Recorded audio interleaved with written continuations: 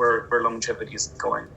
And with that, we have to be very, very cognizant of the fact that we live longer, but we don't necessarily age gracefully. With that, I mean that with age is a massive risk factor for a number of diseases. And most importantly, and this is sort of the reason for existence, I feel, for the geroscience field, is that there are very many age-related diseases that we're all, unfortunately quite familiar with in our families that are biologically not really overtly related. So, there's, cancer, there's dementia, there's, metabolic disease, etc. All of these have as their by far greatest risk factor aging, whereas these diseases really biologically don't have so much in common.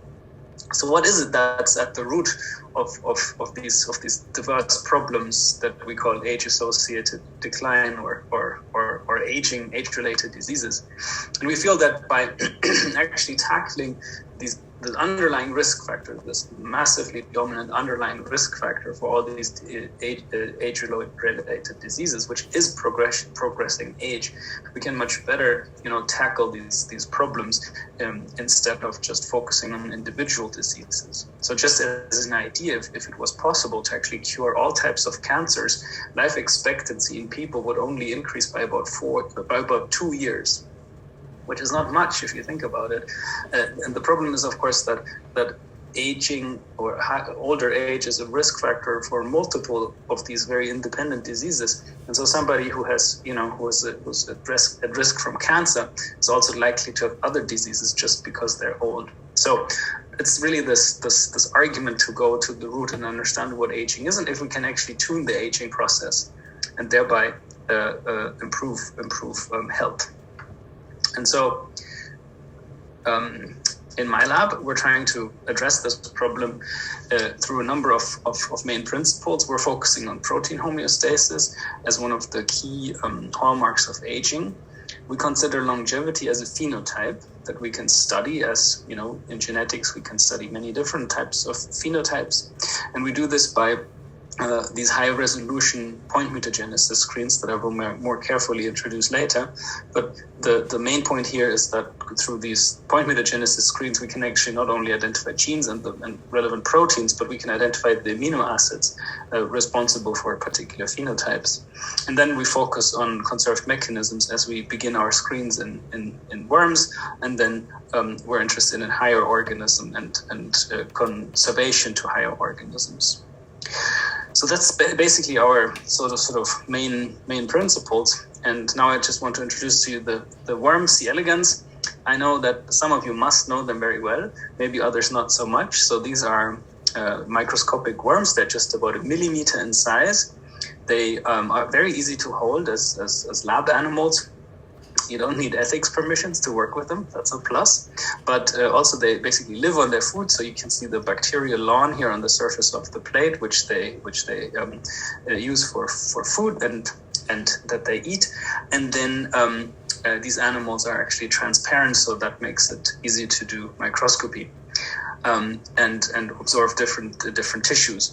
The worm is also developed very well as a genetic model organism, so we have fully sequenced genomes, so it's a fantastic model organism. If one wants to take the step from sort of single-celled organisms to organisms with multiple tissues, the worm is your first place to go. And so that's why I really like it. Also, you can get data fast. We do lifespan assays sort of as a normal readout to our experiments, and they only take a month. So, that's pretty nice when you compare it to the lifespan of a mouse. And our genetic approach now is that we introduce single point mutations in the genome of this worm. One advantage of the worm I have to mention is also that they're hermaphrodites, so they're very easy to actually use in genetic work.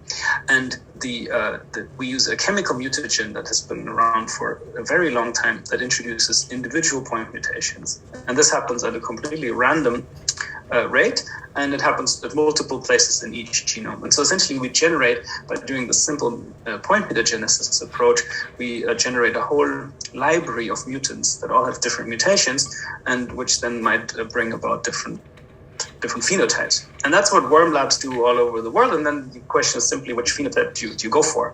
And so and this goes back to my postdoc, and Adam and Tebi's lab were wondering, can we find pathways that enhance protein homeostasis? Because, protein homeostasis failures is apparently contributing to age-related disease. And so we were looking for ways to enhance this process. And also at that time, the open question was also really that whether having improved protein homeostasis would actually also be sufficient to extend lifespan. So is it just sort of a bystander effect, or is it causal in aging? And so we performed this first screen, and I just want to point this out here again, just so you can really follow what we do. And it's actually very low tech and quite straightforward. So this is really very useful in the worm. We use these so-called P0 generation to actually introduce point mutations randomly using EMS, ethyl methane sulfonate. And then essentially, because these animals are hermaphrodites, you in the F2 generation, you basically receive a Mendelian distribution of alleles, of heterozygous and homozygous alleles. And so basically, this F2 generation is then the one that carries the respective phenotypes if the mutation is recessive. And so we performed a tunicamycin selection at this stage, where basically we asked the F2 generation to develop in the presence of a toxic tunicamycin concentration. And tunicamycin is a drug that perturbs protein folding. So we had a very simple trick here, right? We were looking for worms that have better protein homeostasis. So we perturb protein homeostasis to the point that it's lethal to the worms, and then we ask, can we find any animals that actually that are actually able to develop in this toxic environment, presumably then due to improvements in protein homeostasis. So it's a very simple approach, and the data look kind of like this. So wild-type animals are completely unable to develop. So you see a few of these poor larvae that can never actually develop, whereas tunicamycin-resistant mutants are quite fine. They lay eggs. These eggs develop. So for them, tunicamycin looks like it's absent. So we can have a really nice difference in this screen. And now the problem is, of course, that we don't know the cause of mutations. So we were first interested to ask, does this tunicamycin resistance actually link to improvements in lifespan? So we found that many of these mutants actually had extended lifespan in the absence of tunicamycin. And then for those that we were interested in, we then moved on to whole genome sequencing to identify the causal genes. And because then these genomes carry a number of mutations that can be quite challenging, but it isn't if you have multiple hits in the same gene. And that is sort of how we found our first big project, which looks at the enzyme glutamine fructose 6-phosphate aminotransferase. And we identified this gene simply because we found a number of different independent point mutations that all sort of fall into this particular gene. And then we were able to show that those mutations are actually causal for the phenotype of tunicamycin resistance and longevity. And so in total, we have 8 independent point mutations. So each of them individually sufficient to give us the phenotypes that we were looking for. And all of them are single amino acid substitutions in this pretty highly conserved enzyme. So what is GFAT1? GFAT1 is the key enzyme. Here we go. GFAT1 is the key enzyme of the hexosamine pathway, and the hexosamine pathway is really a side branch of glycolysis that uses fructose 6-phosphate to then build up, through a number of steps, UDP N-acetylglucosamine, which is a precursor for sugar addition to proteins in post-translational modifications, glycosylation. And what's important to know is that UDP-GLICNAC itself, sort of the product of the pathway, directly interacts physically with GFAT1, the enzyme that we found in the screen. And that UDP-GLICNAC utilization is the process that's basically inhibited by tunicamycin. So we sort of felt like we were, pretty close to explaining our phenotype. And indeed, what we hypothesized that the GFAT mutations we have, any of these 8 independent ones here, would activate GFAT1, driving this pathway forward, elevating UDP-GLICNAC, and thereby simply competing with the toxic effect of tunicamycin to actually then enable glycosylation to occur and therefore rescue the tunicamycin toxicity. And this is exactly what we found. We actually measure UDP-GLICNAC by mass spectrometry in these animals. And so when we look at, and here we analyzed 3 independent point mutations of GFAT1 that correlate here this color code up here. But anyways, they all show this more or less, that there's higher concentrations of UDP-GLICNAC in these worms that carry GFAT mutations, suggesting that that's really how the resistance comes about in these animals. The question was then, how do we get the lifespan extension? This is the sort of the lifespan data that we get in worms. Just as a general introduction, we basically start with 100 to 150 animals, and then basically just check them every other day if they're still alive. It's again very low tech, and so this gives you these demographic lifespan curves in which you can then compare the wild type animals to the mutants, and these mutants are all long-lived. And they're also resistant to toxic proteins, those toxic proteins that are associated with neurodegeneration in people, suggesting that we have not only improved survival, but also what we call improved health span. So they have a longer time of sort of healthy life when challenged with these age-related toxic proteins. So we went on to then actually, after this project, to ask if this is relevant in higher organisms.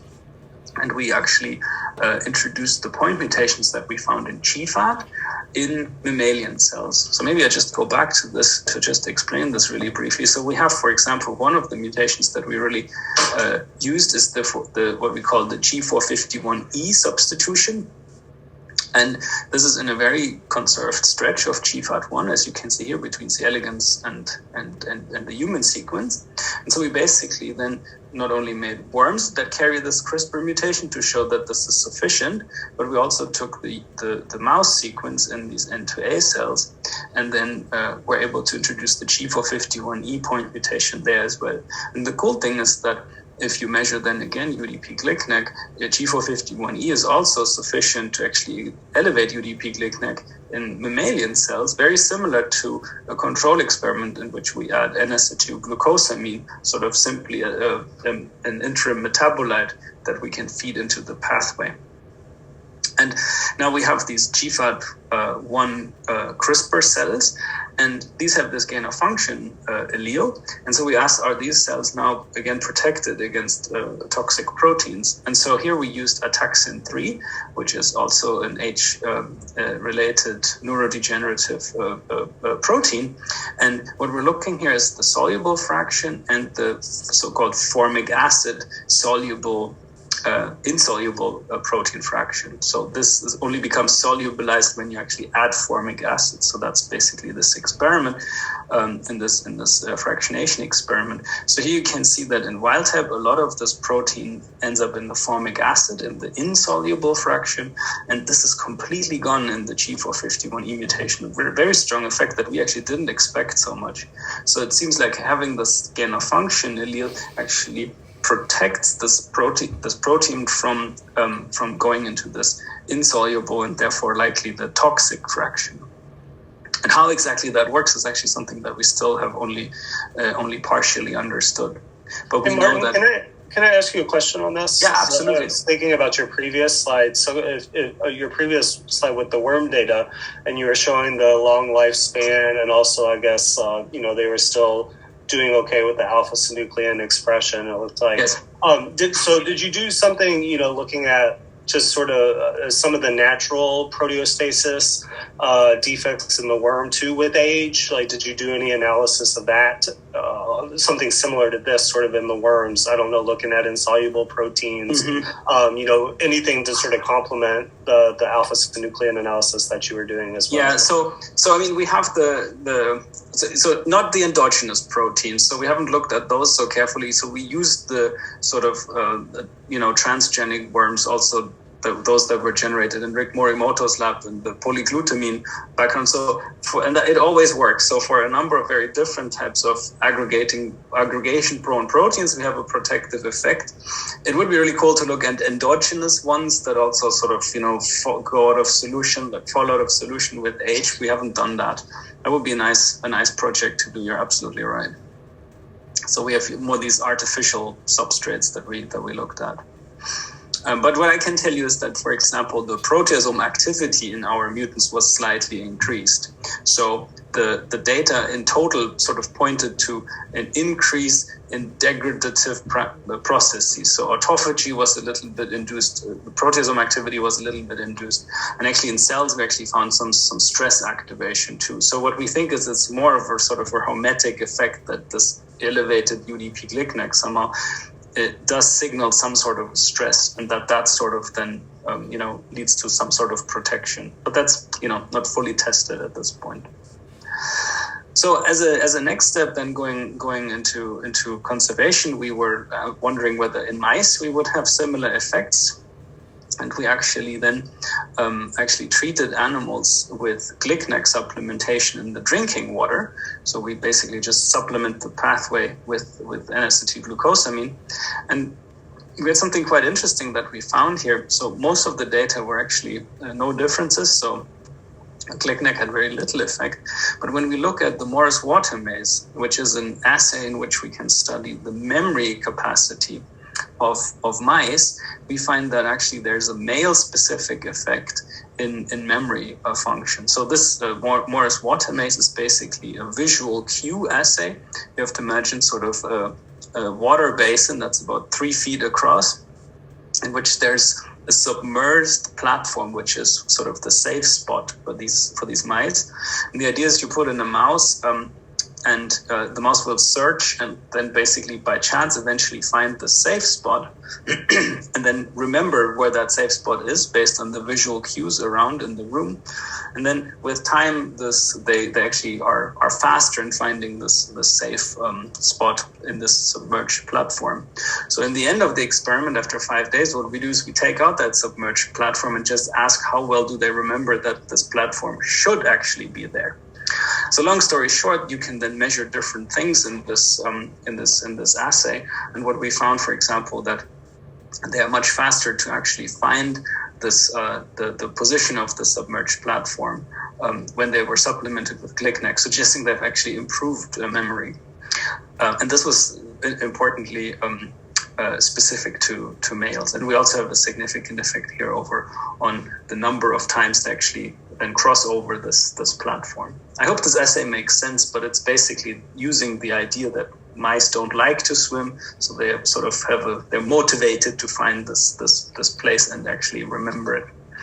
And this came out of a larger experiment where we actually did a survival assay. So thanks to the great facilities in our institute, we can actually do survival studies in mice. And so the big idea was essentially to ask whether supplementation with this compound that basically boosts the exosamine pathway would affect survival, and it didn't in mice. So it's a large study. It's very clear that there's no effect, but we have this memory effect that we can now sort of focus on and try to understand. Maybe also on the positive side, we can say that it's a good thing that GLICNAC didn't shorten lifespan, because it's actually a huge food supplement. So actually lots of bodybuilders eat a lot of this stuff, and so at least it's not toxic. Although we had hoped that it would actually extend their lifespan. So I showed this slide before, where I pointed out that we have all these different types of point mutations in GFAT, and that each individual one is actually sufficient to give us an effect. So this sort of prompted us to really ask what is going on in terms of the biochemistry of GFAT. And so we were able to solve the first crystal structure of human GFAT. So now we're working only on human enzyme. And Sabine Rügenberg in my lab was the excellent biochemist who was able to solve GFAT1 for the first time for the human enzyme. And we saw a number of things that were known before. For example, that UDP-GLICNAC, the product of the exosamine pathway, directly binds to GFAT, so that we can see over here. And so it was an early hypothesis that these point mutations that we identified would, for example, interfere with the feedback inhibition of UDP-GLICNAC, resulting in a more active enzyme. And what then, however, we noted when we actually looked at this structure, we noted that it wasn't the binding of UDP-GLICNAC that was inhibited here, but it was really the way that the enzyme reacts to the presence of this allosteric regulator. And so, for example, the G451E substitution that we also analyzed in the CRISPR cell lines is actually one that sits right here between these two domains and seems to be responsible in communicating the fact that UDP-GLICNAC binds over here all the way down to this active center of the glutaminase domain that is then inhibited by the presence of UDP-GLICNAC over here. So it's really cool because just by finding these different amino acids and asking how they are involved in regulating GFAT and ultimately in activating it, we can learn really a lot of very detailed information about how this enzyme is regulated. And we can also, of course, look at that more carefully in enzyme activity assays. And so I mentioned previously that UDP-GLICNAC is a strong inhibitor of GFAT1, and it works also in vitro, of course, in physiological concentrations.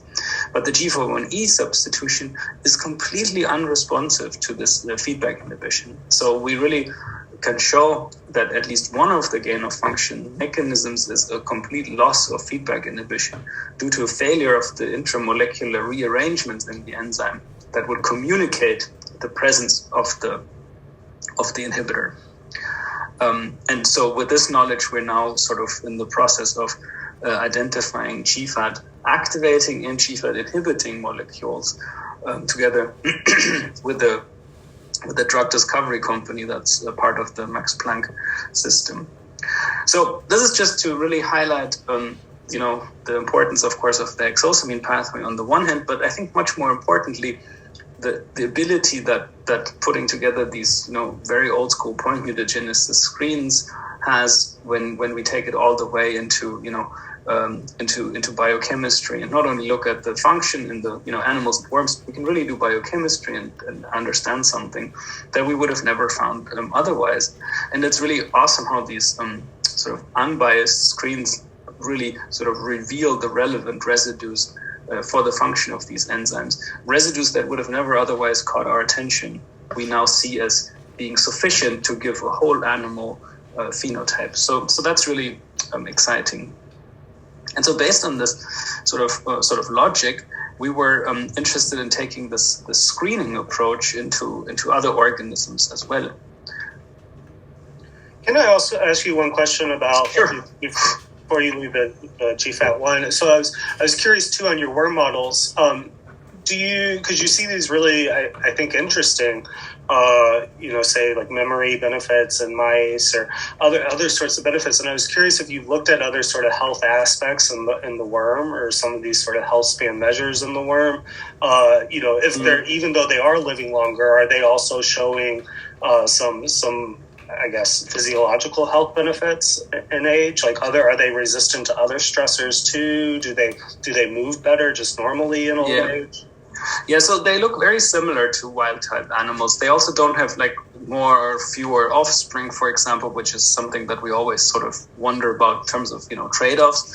But they are heat resistant to a certain degree, so they're generally a little bit more stress resistant. But we didn't analyze, for example, in detail the locomotor activity when they age, for example. Yeah. So there are lots of phenotypes we could still look at. Yeah. Okay. So I hope that answers your question. So the answer is like more or less no. Okay, so the idea now was to sort of utilize this power of this high resolution genetics using these very old techniques, right? This is completely old school methods to do point mutagenesis. I have to really stress that again and again. But it brings about benefits that you can't, for example, get with CRISPR screens because CRISPR screens turn genes on or off, right? But here we actually do this at amino acid resolution. So we wanted to take this into cells. And in cells, if you have an allele that is sort of recessive, as you would assume in a screen, you can really never get a useful screen because whenever you actually take out one allele, there's always another copy of a gene that will still be functional, and so that will mask any phenotype. And this would be true in any cultured cell line, unless One was actually to use haploid cells. So using haploid cells, you basically remove this problem of recessive genetics, because you have a perfect correlation between genotype and phenotype. So we can actually screen for recessive phenotypes in cells now using haploid cells. And haploid cells are really quite amazing, because they really shouldn't exist, right? In mammals, haploid cells are, germ and sperm, eggs and sperm. That's basically it, right? But it was possible in our collaborators' lab to actually isolate haploid cells from developing mice. So one can actually induce certain stress in zygotes. This leads to the existence of haploid cells in the inner cell mass, and then it was actually a small step to just take these cells and actually FACS sort them to the 1N haploid population. So basically, this is also what we do in this culture to maintain these cells, is actually to FACS sort to a haploid set of chromosomes. And so, in fact, these haploid cells now in culture, they actually cycle between 1N and 2N, where every normal cell, as you would expect, would cycle between 2N and 4N. And these are mouse embryonic stem cells that come with great advantages in terms of culture and maintenance in the lab, which is really straightforward and easy. And so we applied really the same logic that I introduced from the worm to these cultured haploid mouse embryonic stem cells. Here we use ENU, similar idea to introduce point mutations. We get again this pool, but now you have to imagine the pool is much bigger. So where we do screens in worms, where we work for weeks, we maybe screen 200,000 genomes, which is a lot, and that actually gives you a lot of information. But in terms of saturating the possible genetic space, it's still very limited. With these cells, we can actually screen 40, 50, 60 million genomes in one afternoon. It's very straightforward. We can culture these in large amounts, mutagenize them, and then essentially culture them or screen them for whatever phenotype we're interested in. And so, of course, we do stress resistance assays again. And again, we did a tunicamycin resistance screen, one of the first things. So that's what I just want to show here. And we have many other examples for this working out quite nicely. Here's a good example for recessive genetics, though, because when we actually then did a tunicamycin selection, again, lethal tunicamycin concentration, we have a few clones that grow up. We can pick these clones and then sequence their exomes. So we do whole exome sequencing in this case. And again, we hit the hexosamine pathway, but we didn't hit GFAT1. That was very interesting to us. Instead, we hit a gene that's called AMDHD2. It's an N-acetylglucosamine 6-phosphate deacetylase. We really never thought about this before. But AMDHD2 sits essentially here at the second step of the hexosamine pathway, and it actually mediates a reverse reaction in the hexosamine pathway. And we actually found a number of point mutations in GFAT1 in AMDHD2. All of them now inactivate AMDHD2. And so what we have here is sort of the same thing, right? It's the same net effect. We have tunicamycin resistance as a consequence of elevated UDP-GLICNAC, either in the worm by having point mutations in GFAT1 that activate the forward reaction, or we get a loss of function in one of the reverse reactions, which also pushes the pathway sort of in the forward reaction, resulting in the same net effect. So that was the idea. We tested that. We can actually introduce we actually introduced the AMDHD2 knockout now using CRISPR, and found that these cells are indeed highly tunicamycin resistant, suggesting that it was really in AMDHD2 that in the causal mutations, and they also have more UDP-GLICNAC. So very similar to the worm. It's just that this now, again, unbiased point mutagenesis screen pointed us to the place in which the hexosamine pathway can be tuned in this type of cell. And it's apparently not the place of the GFAT regulation, the key enzyme, but instead this reverse reaction. We then solved the first crystal structure of AMDHD2, and we're actually able to find a number of, and this actually now highlights all the individual amino acid substitutions that all lead to a reduction of AMDHD2 activity, most of them then centered here around the active site that we were able to describe and identify. And now the cool thing is that what we noticed is that this is something that might actually be a specific condition of the stem cells that we used for these screens, because in stem cells, what we then noticed is that these stem cells actually express very little amount of GFAT1. These are this is our mouse embryonic stem cell line, the haploid line. These are just another mouse embryonic stem cell type, and these are other cell lines. You can see that these stem cells actually express GFAT2 instead of GFAT1. And so we think, and that's what we're working on right now, and I'm really giving you sort of our first preliminary data here.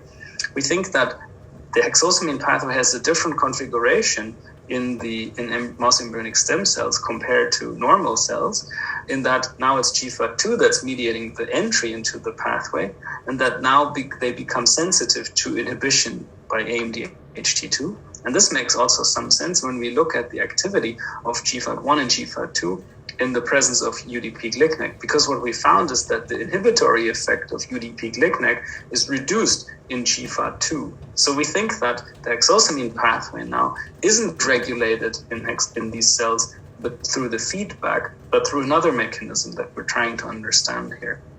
So again, just an example of these interesting phenotypes that come out in this completely unexpected way.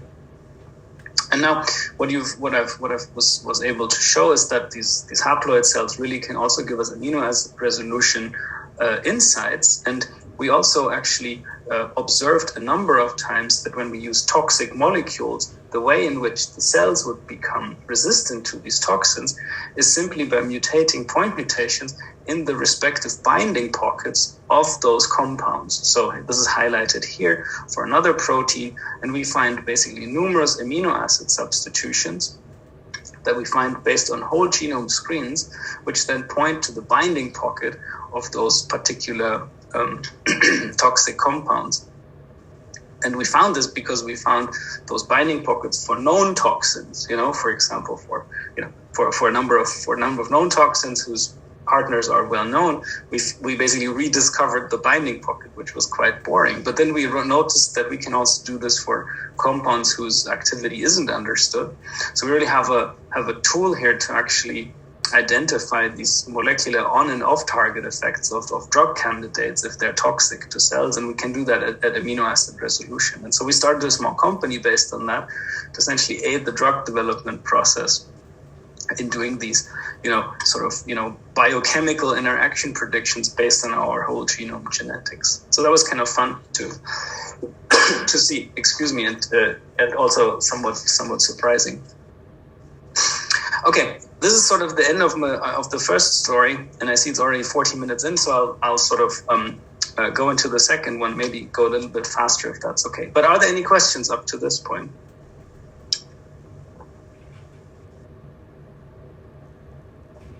All right, so I want to just dive in really, really briefly into the other story. And that is one that I started when I thought that we're really not good at performing these mutagenesis screens for the relevant phenotypes. So we can do tunicamycin resistance, but what we're really interested in is longevity, right? So the idea was, can we actually use longevity as a phenotype we screen for? And it's of course difficult because it's post-reproductive, and you need a number of mutants a number of animals to look at it. And so the question was sort of, what is the genetic landscape of aging, and are there maybe longevity genes that have sort of fallen through the cracks in other screens? And so we actually performed this screen in a very large effort. And the idea is now the same that you're already very familiar with. We have point mutations, we sequence genomes, and we basically ask what are the biological processes that underlie these longevity phenotypes. And I'll cut to the chase here really briefly.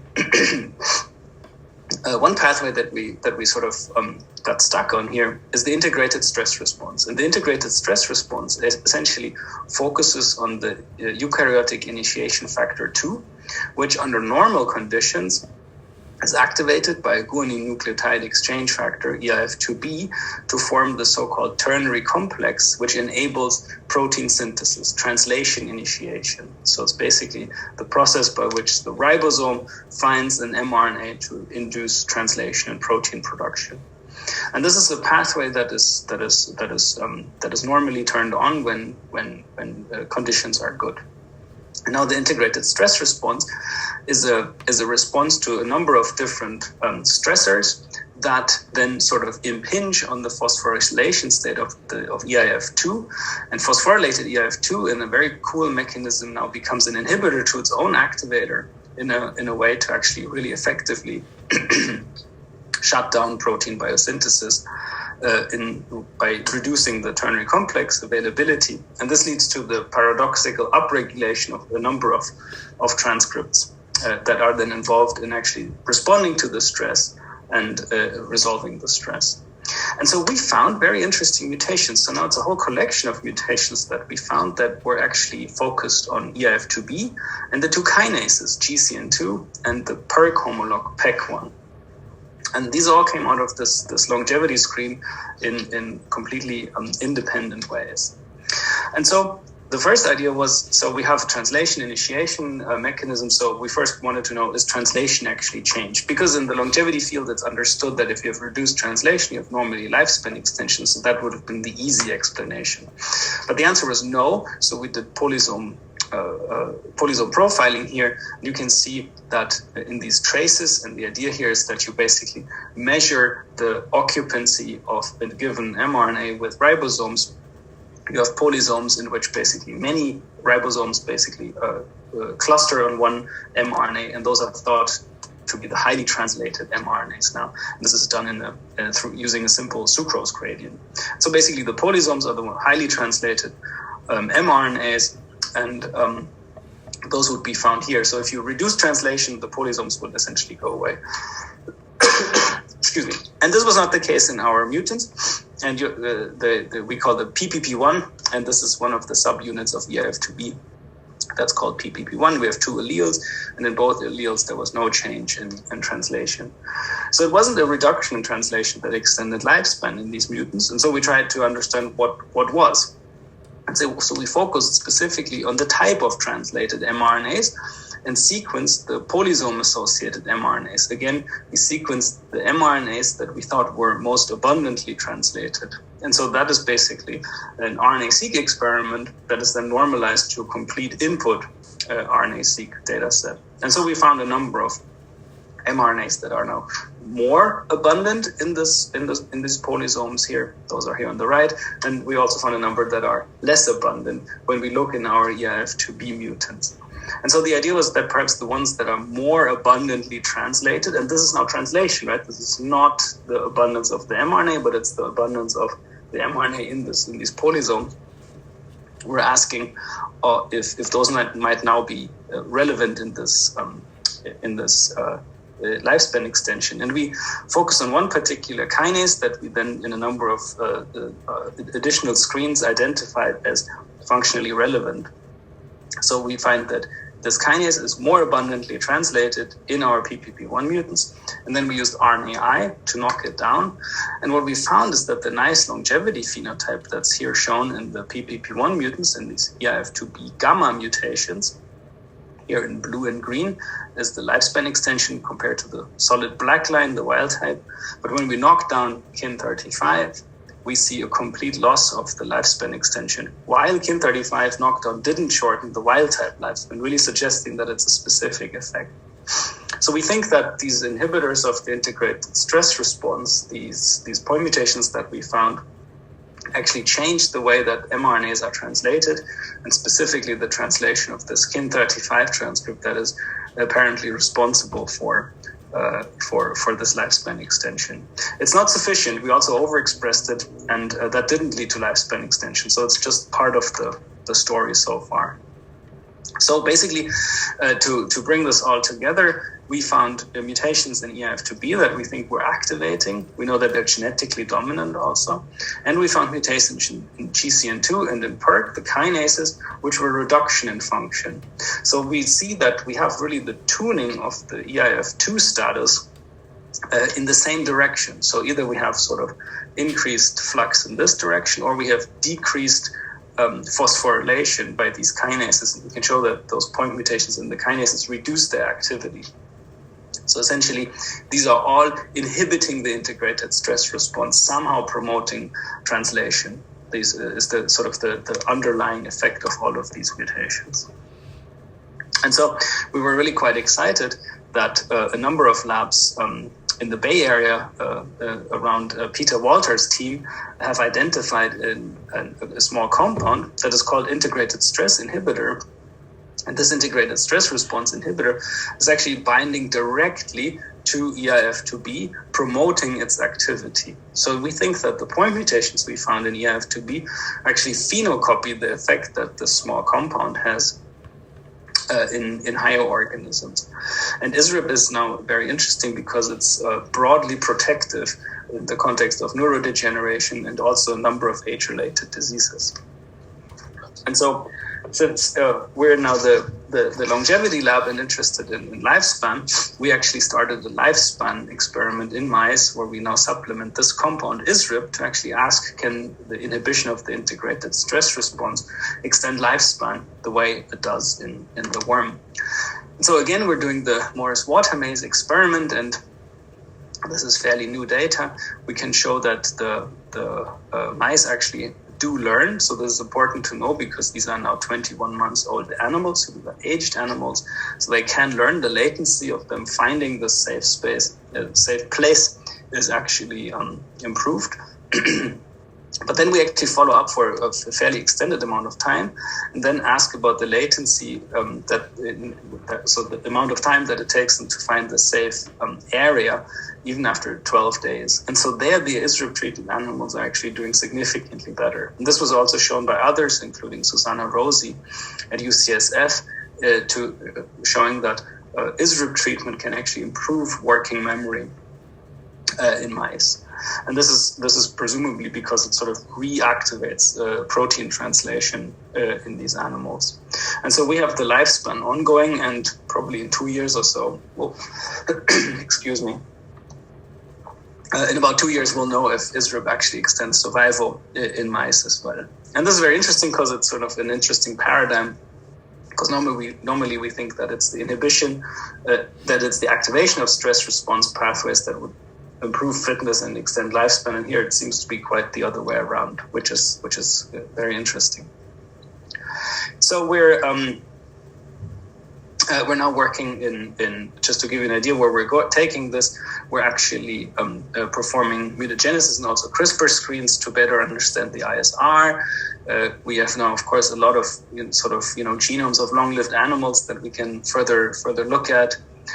We've now teamed up with the structural experts in the eIF2B and eIF2 field to understand the sort of structural changes now in the C. elegans complex, and really want to develop as a lab the integrated stress response as a paradigm in the worm, and also to look at translation. Then further downstream, we're now generating tissue-specific ribosome tagging together with Will Mayer's lab at Harvard to understand the ISR-regulated translatome. So here we actually express tissue-specifically the particular ribosomal subunits, and that's just something I want to tease because I'm so excited about it, but then I'll be done. So now you can tell we're interested in translation, and so we need to understand what mRNAs are translated in which tissues. And so this has been really already solved in the mouse. So it's possible to overexpress RPL22, sort of a large ribosomal subunit component with a flag tag, and then one can simply immunoprecipitate these ribosomes from specific tissues and then sequence the associated mRNAs to get an idea at the translatome. And so we did this exact same thing in the worm now, in which we can actually use sort of single copy overexpression of the ribosomal subunit. We lyse then these worms and then do a flag immunoprecipitation. And when we actually express now this tagged RPL22 only in the nervous system in the worm, then lyse the worms to the pull down, we would expect a sort of neuronal signature. And that's exactly what we found. This is just the very first experiment that was just we were just very happy to see that.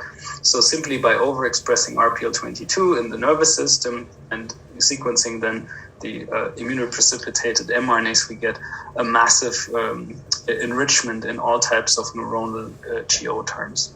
So this system is working. So now we can actually finally, dig in a little bit deeper in the worm, where normally biochemistry in the worm is in complete worm lysate, right? But of course now we can actually go much more specific at the tissue level to look at now most proximally the effect of ISR inhibition in the different tissues and how that is then involved in lifespan extension. So that's sort of just the teaser of what's going on, so you get an idea where we're taking this. So with this, I'll end. I just want to appreciate all the people in my lab who did this. We just a few weeks ago were able to go on our first in-person lab retreat again after the pandemic, and everybody was very happy, as you can tell, to be together again in